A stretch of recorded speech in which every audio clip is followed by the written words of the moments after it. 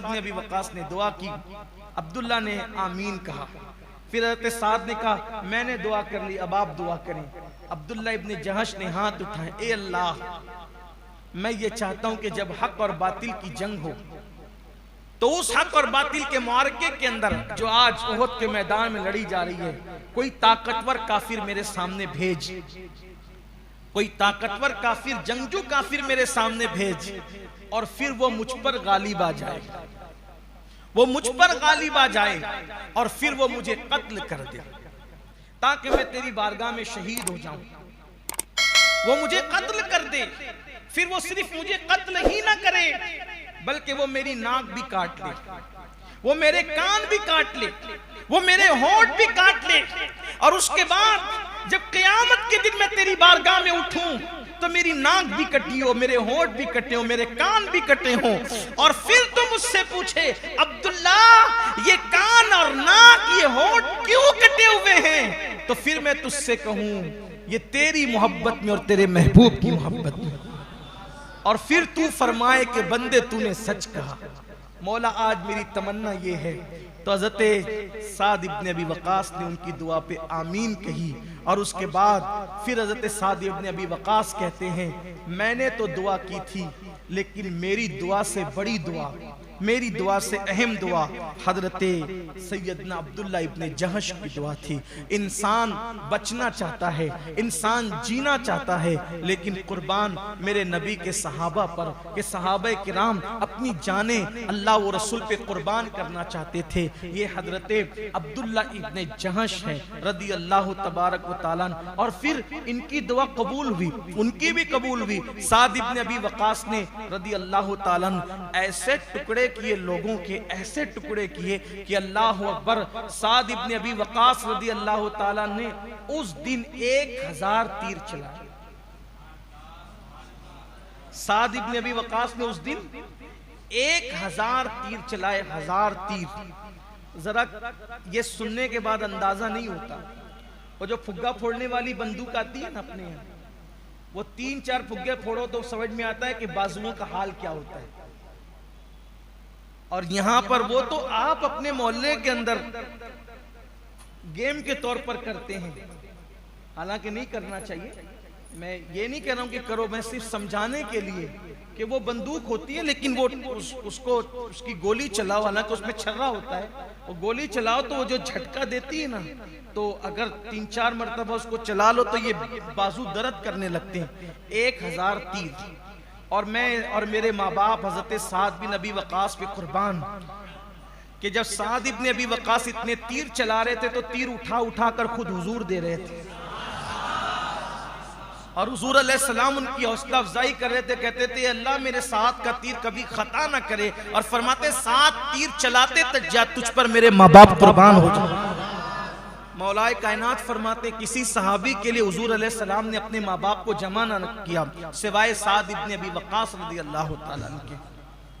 तो हज़रत साद बिन वक्कास रदी अल्लाह ताला ने बहुत बड़ी कुर्बानी। और बात आई है कुर्बानी की, तो हजरत तलहा रदी अल्लाह ताला, हजरत सैयदना अबू बकर सिद्दीक रदी अल्लाह ताला फरमाते हैं कि पूरा के पूरा उहद का मैदान अगर किसी ने मारा है तो उसको तलहा कहते हैं।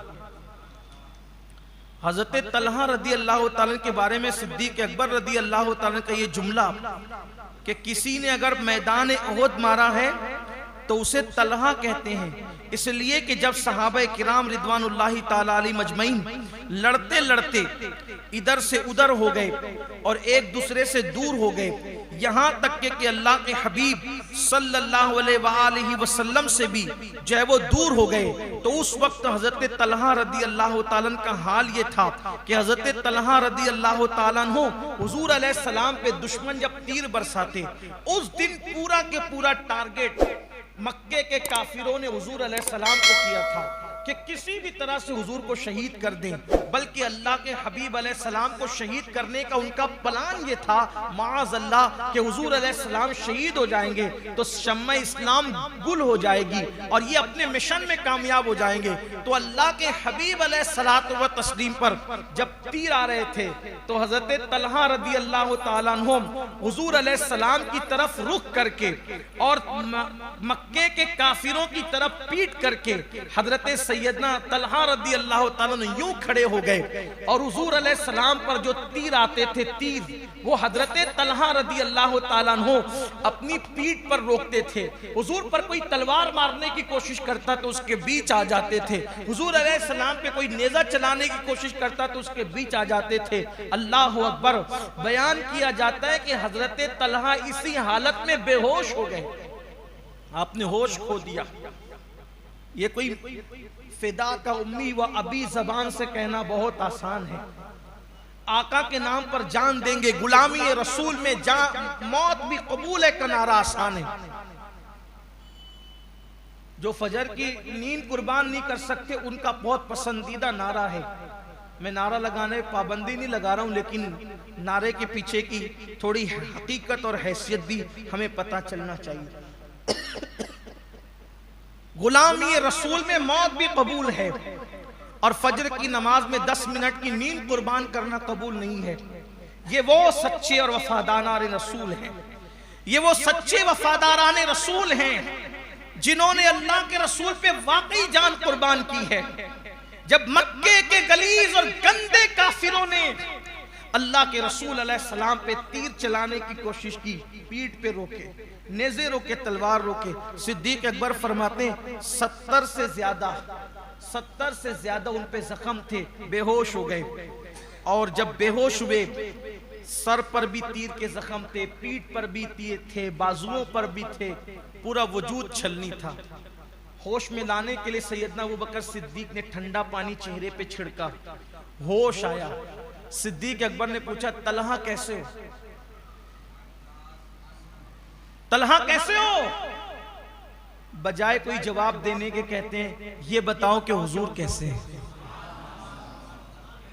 सिद्दीक अकबर ने फरमाया हुजूर सही सलामत है, खैर से, अल्लाह के रसूल अलैहिस्सलाम बखैर व आफियत है। तब हज़रत तलहा कहते हैं हुजूर सलामत है, अपना सब सलामत है, अल्लाह के रसूल अलैहिस्सलामत है हमारा। आखिर उन्होंने ऐसा क्यों पूछा था? यहाँ और कोई शहादत पढ़ने से पहले एक बात आपसे कहना चाहता हूँ, आखिर उन्होंने ऐसा क्यों पूछा था हुजूर कैसे? उसकी वजह यह थी कि किसी जंग में अल्लाह के हबीब अलैहिस्सलातु व तस्लीम को इतना जख्मी नहीं किया गया था जितना जख्मी इस जंग में किया गया था। वो लोग इंतकाम के लिए आए थे।